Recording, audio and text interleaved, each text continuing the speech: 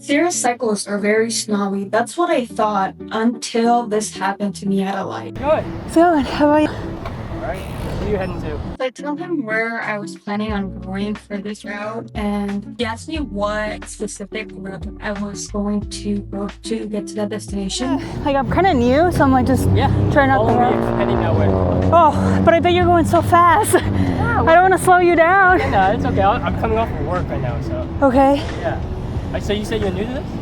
Yeah. Yeah. Hell yeah. Yeah. Here, and then get these. Oh, wow. So, have you heard of these? He hands over some gels. I just appreciate that he stopped and took some time to introduce himself and ask if he can tag along or if I wanted to tag along with him. I think that's very important. I think it shouldn't just be just joining somebody and not knowing them. Like, I think if you want to do this, you have to stop, talk to the person, and kind of see how they feel about it. This specific section, I get really nervous because of how the cars and how the bike lane is set up. There's a lot of parking lots and people going in and out in their cars, right? So you could see a couple of them in the footage, like that one right there. And it was my first time riding with somebody side by side. I've always ridden with people, either I'm in front or they're behind, not necessarily drafting. I didn't know what that was until recently, the drafting, where they're about 6 inches behind your wheel. I usually just ride either they're in front, maybe more than 3 feet in front of me, or I'm in front of them. But yeah, anyway, so at stoplights we would chat. He would explain to me certain things. It was a really nice experience. It was my first time riding with somebody side by side. The thing that got me again the most nervous was how much car traffic there is, right? Like a little bit after that, I was a little bit less nervous. I explained to him that I would consider myself a beginner on this journey. Again, I still don't have clip-in shoes. I don't have bibs. I don't really take gels with me. I still don't have a cycling computer. I typically just track my ride on Strava using my phone app. So there's just a lot that I think that I still need to learn. This past weekend, I washed my bicycle for the first time. I typically would outsource that stuff or just not do it altogether because I was scared of breaking something, of doing something wrong. But overall, riding with him made the ride a little bit less difficult.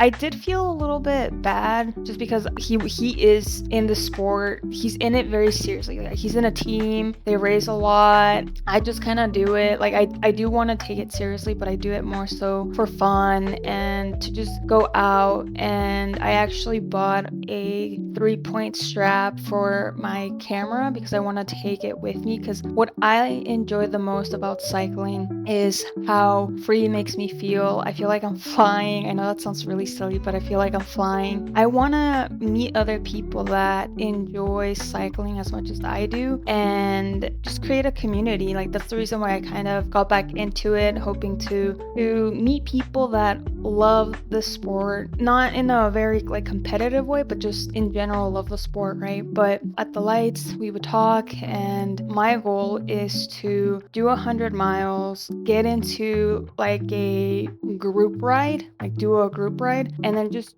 build a community with them. It was definitely fun. I enjoyed the company. I see why people ride together, because it does help the ride go a little bit faster because you're chatting.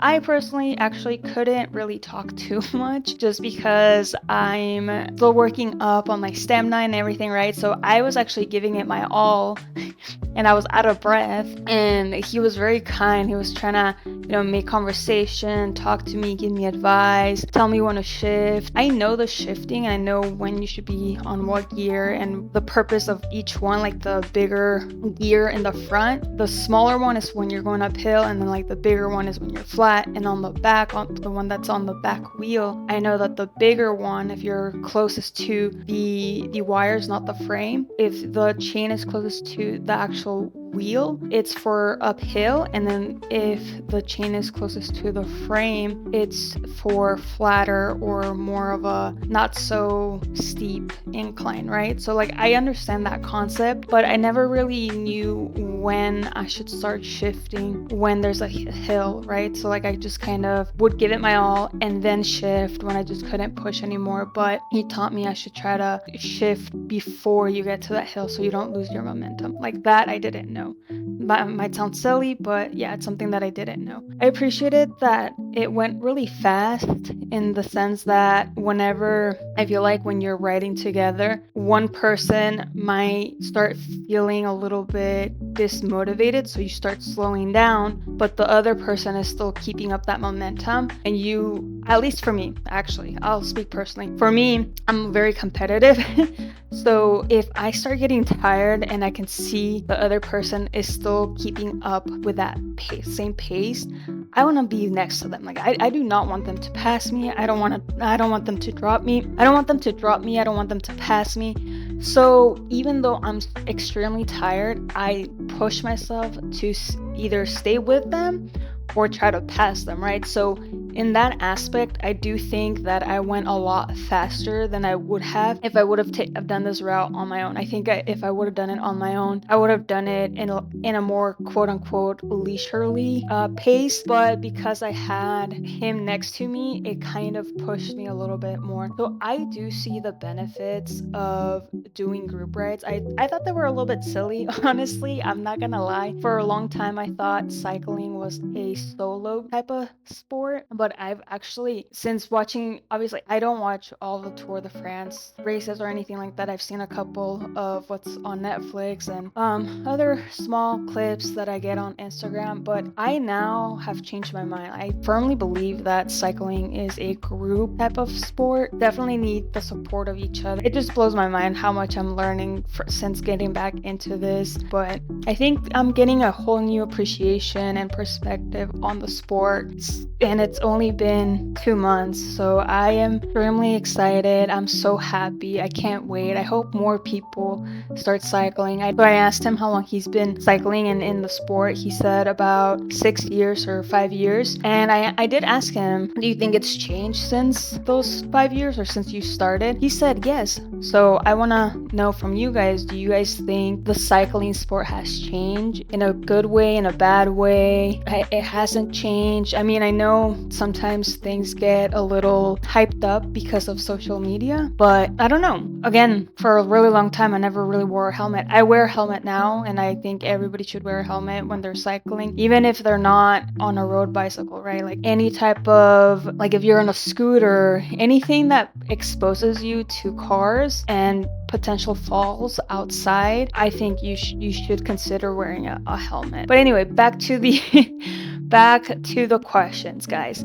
So what type of stigma or what type of reputation do you think other people have of cyclists, not cars? Because I know I've seen all those things where cars hate cyclists. Like not them, just other people, like other people with bicycles. What are the reputations of a road cyclist? Like what do you think? And then do you think the road cycling on its own, or the community, like the road cycling community or the sport or road cycling in general, do you think it has changed? And if it has changed, what do you think? How do you think it's changed? Let me know in the comments. I really want to know.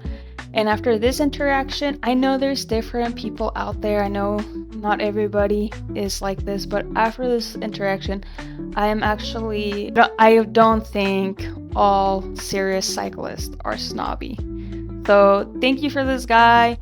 Hopefully, maybe I see him again. I did mention, like I said, that I want to do 100 miles, and he mentioned that he would go with me, with like a group of us. We could get together and go do that 100 miles.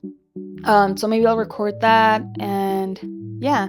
thank you to him. Thank you for people like him, nice, genuine cyclist. I hope I run into more people like this. Stay out there, stay safe, be another person that supports a beginner, be another person that is a positive influence to another road cyclist and other cyclists in general. Thank you so much. Have a great day.